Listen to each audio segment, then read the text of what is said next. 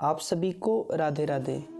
बेंगलोर में हमारे एक प्रिय यजमान हैं, उनके यहाँ पर माघ मास की पूर्णिमा को हमने भगवान श्री सत्यनारायण की कथा की है, तो यह उसी की बड़ी ही दिव्य तैयारी है।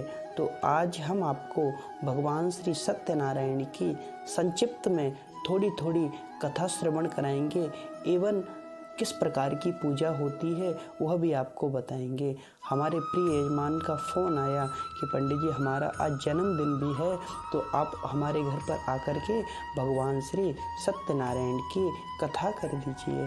तो हमने सोचा क्यों ना आप लोगों को भी इस कथा के दर्शन करा दिए जाएं। तो आइए वीडियो को प्रारंभ करते हैं। बोलिए गणेश महाराज की जय, बोलिए कृष्ण कन्हैया लाल की जय, बोलिए आज के आनंद की जय। ओम मंगलम भगवान विष्णु मंगलम गरुड़ध्वज मंगलम पुंडरीकाक्षा मंगलाय स्तनोहरि। गुरुर्ब्रह्मा गुरुर्विष्णु गुरुर्देवो महेश्वरा, गुरुर्साक्षात् परं ब्रह्म तस्मै श्री गुरवे नमः। अखंड मंडलाकारं व्याप्तं येन चराचरं तत्पदं दर्शितं येन तस्मै श्री गुरवे नमः।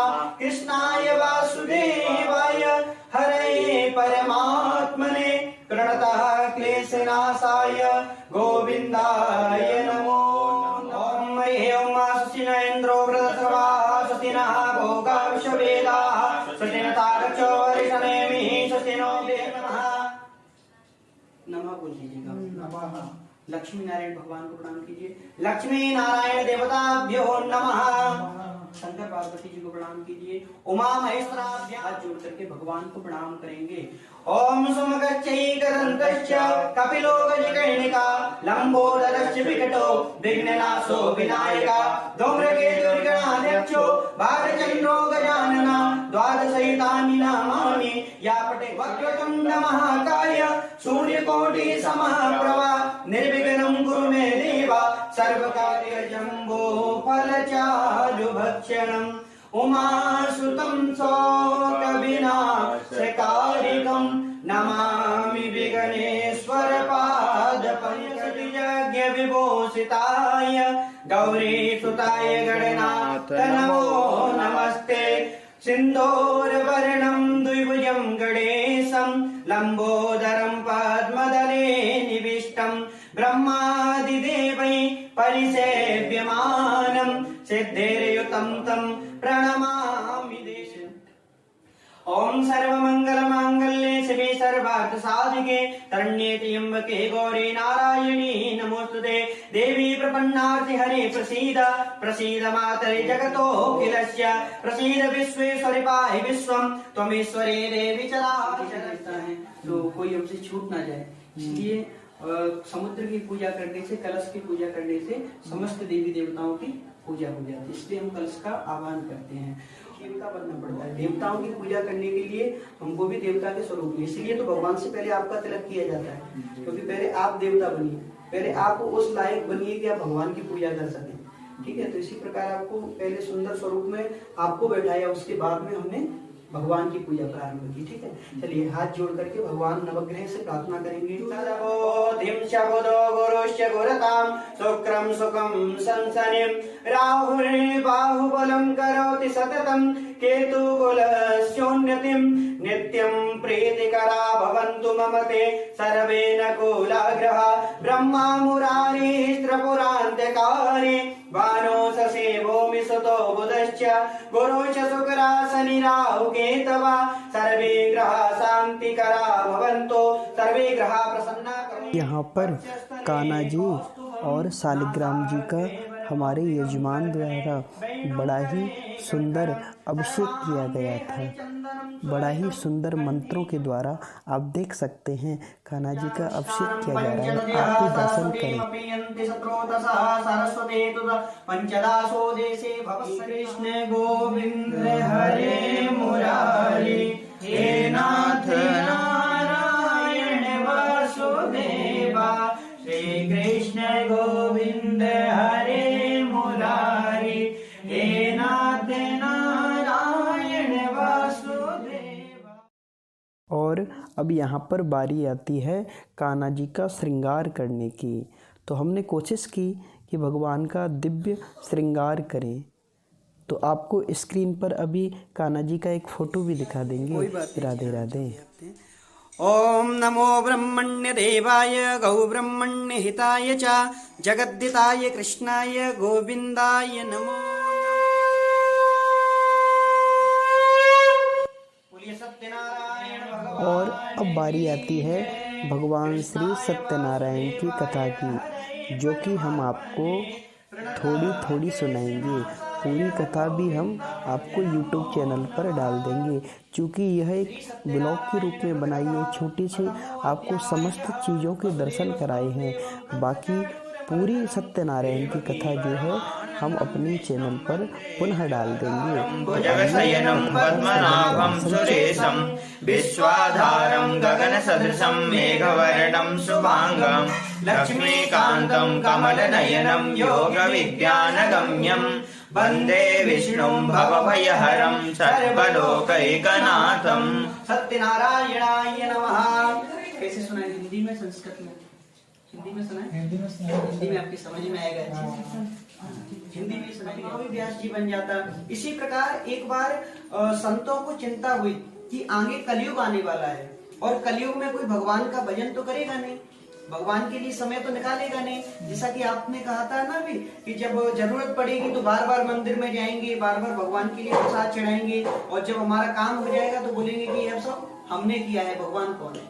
तो इसी प्रकार से भगवान की याद कब आएगी? जब हम दुख में होंगे। सुख में हमको भगवान की याद नहीं आएगी। तो ऐसे व्यक्ति का उद्धार कैसे होगा? बड़ी बड़ी संत थे, पहले के जो संत थे वो मनुष्यों के लिए सोचा करते थे। सभी संतों का जो जीवन था वो आम लोगों के लिए था, उनकी भलाई के लिए सोचते रहते थे। तो ऐसे ही सोचने लगे कि कलयुग आएगा, कोई ऐसा छोटा सा कोई व्रत हो जिसको करने से समस्त मनुष्यों को धनादि की प्राप्ति भी हो जाए, उनके जीवन में शांति भी आ जाए, संतान आदि की भी उनको। अगर कोई भी व्यक्ति कलयुग में, क्योंकि कलयुग में मैं भगवान सत्यनारायण का अवतार ग्रहण करूंगा। आपने देखा होगा आपको विष्णु भगवान के बहुत सारे मंदिर मिल जाएंगे, लेकिन सत्यनारायण भगवान का आपको कहीं मंदिर नहीं मिलेगा। क्यों? क्योंकि सत्यनारायण भगवान कहते हैं जहां भी भक्त प्रेम से बुलाता है मैं वहां पर। इस प्रकार से जैसे यह कहा तो कहने लगे, बोले कि कलयुग में मैं सत्यनारायण भगवान का अवतार ग्रहण करूंगा, उनका रूप ग्रहण करूंगा। यदि कोई व्यक्ति मेरा यानी सत्यनारायण भगवान का व्रत करेगा उसके समस्त पाप छूट जाएंगे और उसे धन धान्य की प्राप्ति हो जाएगी। नारद जी कहने लगे, बोले कि प्रभु ये कौन सा व्रत है और व्यक्ति इस व्रत को कैसे करे तथा इस व्रत को करने से क्या फल मिलेगा? आज के समय में है, जैसे हम बाजार में जाएंगे ना तो हमको पता रहता है कि ये घड़ी है, घड़ी को खरीदने से हमको समय देखने को मिलता है, मोबाइल को खरीदने से हमको अन्य अन्य प्रकार की चीजें देखने को मिलती है, सुविधा मिलती है। तो भगवान सत्यनारायण की कथा वही करेगा कलयुग में। बोले कलयुग में तो यही देखेंगे, बोले कि इसको करने से ये होगा तभी हम ये काम करेंगे। तो आपकी कथा को करने से कलयुग में व्यक्ति को क्या क्या मिलेगा? तो भगवान सत्यनारायण कहने लगे, धन पुत्र तथा धारण, यानी कि धन की प्राप्ति हो जाएगी। जिसके मन में पुत्र पुत्री की कामना है वह भी प्राप्त हो जाएगा। जो निर्धन होगा वो धनी हो जाएगा। संतानहीनों को संतान की प्राप्ति हो जाएगी और समस्त सुखों को भोग करके अंत में आपके वैकुंठ धाम को चलाएगा। नारायण भगवान ने जब ऐसे ही कहा तो देवर्षि नारद जी कहने लगे, बोले प्रभु ये और बता दीजिए यह व्रत कब करना चाहिए, इस व्रत को करने से ये व्रत कब करना चाहिए और इस व्रत में कौन कौन सी सामग्री लगती है। तो नारायण भगवान कहने लगे, बोले कि देवर्षि नारद जी वैसे तो व्यक्ति किसी भी दिन संध्या के समय बैठ करके अपने बंधु बांधवों को बुला करके भगवान सत्यनारायण की कथा सुन सकता है। इसके लिए कोई भी दिन कोई भी समय निर्धारित नहीं है, क्योंकि भगवान का नाम ले रहे हैं चाहे जब ले सकते हैं। लेकिन फिर भी किसी को विशेष समय पर करवाना है तो वो पूर्णमासी के समय करवाए, संक्रांति के समय करवाए। जैसे कि आप लोगों ने आज पूर्णमासी के दिन करवाया। आज की पूर्णमासी बहुत बड़ी है। आज जो भी गंगा जी में स्नान आदि करता है तो आप ये समझिए कि आज विष्णु भगवान स्वयं गंगा जी में ही निवास करते हैं। तो आज के दिन जो गंगा जी में स्नान करता है या गंगा जल का आचमन करता है तो आपको आचमन कराया। और दूसरी बात आपका जन्मदिन भी आज है ना, तो जन्मदिन की भी आपको बहुत बहुत शुभकामनाएं, है ना। तो इस प्रकार से कहा बोले कि कोई भी पूर्णमासी या किसी भी दिन करेगा तो मेरी कृपा उनको प्राप्त हो जाएगी। अब आपने पूछा इसमें कौन कौन सी सामग्री लगती है, बोले कि इसमें केले के फल, फूल, दही आदि, दूध, दही, पंचामृत समस्त सामग्री, और आप आटे की पंजीरी बनाएं, हलवा बनाएं, भगवान को प्रेम से भोजन अर्पण करें, उनके लिए भोग लगाएं। बाद में पूरी रात्रि तक अगर हो सके तो भगवान का नाम लेकर के ओम नमो भगवते वासुदेवाय पूरे दिन जपते रहें और उनका नाम जप करके अपना समय व्यतीत करें। जो कोई भी व्यक्ति ऐसा करता है उसके समस्त पाप छूट जाते हैं और अंत में उसे भगवान के धाम की प्राप्ति होती है। ऐसे ही बोला तो नारद जी अंतर ध्यान हो गए और जन जन में उसका प्रचार करने लगे भगवान सत्यनारायण की कथा का। बोले सत्यनारायण भगवान की जय। श्री कृष्ण गोविंद हरे मुरारे, हे नाथ नारायण वासुदेवा। श्री कृष्ण गोविंद हरे मुरारे, हे नाथ नारायण वासुदेवा। बोलिए सत्यनारायण भगवान की जय। श्री सत्यनारायण व्रत कथा द्वितीय अध्याय। वसुदेव सुतं देवं कंसचाणूरमर्दनं, देवकी परमानन्दं कृष्णं वन्दे जगद्गुरुं। कृष्णाय वासुदेवाय हरे परमात्मने, प्रणतः क्लेशनाशाय गोविन्दाय नमो नमः। श्री सूत जी महाराज कहने लगे, बोले हे ऋषियों, अब मैं हुआ नारायण कहने लगे, जो कि बूढ़े ब्राह्मण के रूप में थे, कहने लगे बोले कि ऐसा ही है तो तू कलयुग में भगवान सत्यनारायण की कथा का श्रवण कर। यदि तू भगवान सत्यनारायण की कथा का श्रवण करेगा तो तेरे समस्त पाप छूट जाएंगे और तुझे धन धान्य आदि की प्राप्ति हो जाएगी। जैसे ये बोला तो गरीब ब्राह्मण कहने लगा, प्रभु इसका उपाय भी बतला दीजिए, क्या नियम है, कैसे करना चाहिए। तो यथा समस्त प्रकार का नियम भगवान ने बता दिया और बताने के बाद में ब्राह्मण ने मन में संकल्प लिया कि आज मुझे भिक्षा में जितना भी धन मिलेगा उससे भगवान सत्यनारायण की उत्तम कथा करूंगा। भगवान सत्यनारायण की कृपा से उसे बहुत सारा धन प्राप्त हो गया। अब तो उसने अपने बंधु बांधवों को बुलाया और सभी के साथ में मिलकर के भगवान सत्यनारायण की बड़ी सुंदर देवताभ्यो नमः। इसे अंदर नहीं डालेंगे कुछ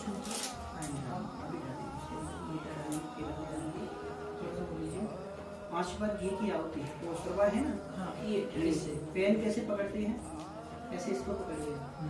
तो आप घी की आहुति दीपाप्रियपतिगंगपामहे नेनान्त्वानेपतिगंगपामहे प्रसोमम आहम जाने कृतमत्वम जासि कृतम्भो गंगणपतये नमः स्वाहा।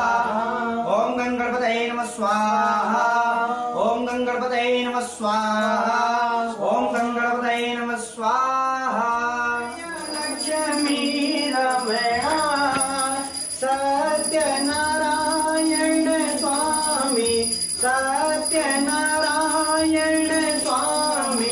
जनपातक हरणा। ओम जय लक्ष्मी रमणा रतन जड़ित सिंहासन अद्भुत छविराज। ओ स्वामी अद्भुत छविराज।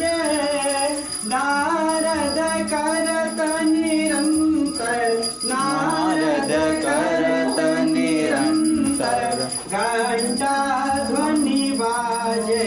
ओम जय लक्ष्मी रमणा प्रकट भये कलिका रण द्विज को दरस दी। ओ स्वामी द्विज को दरस दियो। बूढ़ो ब्राह्मण बन कर, बूढ़ो ब्राह्मण बन कर कंचन महल किया। ओम जय लक्ष्मी रमणा प्रकट भये कलिका रण द्विज को दरस दी। ओ स्वामी द्विज को दरस दियो। बूढ़ो ब्राह्मण बन कर कंचन महल कियो। ओम जय लक्ष्मी रमणा दुर्लभ भीन करा लाजिन यह एक भगवान सत्यनारायण की छोटी सी संक्षिप्त में भिन्न भिन्न प्रकार की चीज़ों के आपको दर्शन कराए। यदि आपको हमारी वीडियो अच्छी लगे तो चैनल को सब्सक्राइब करिएगा।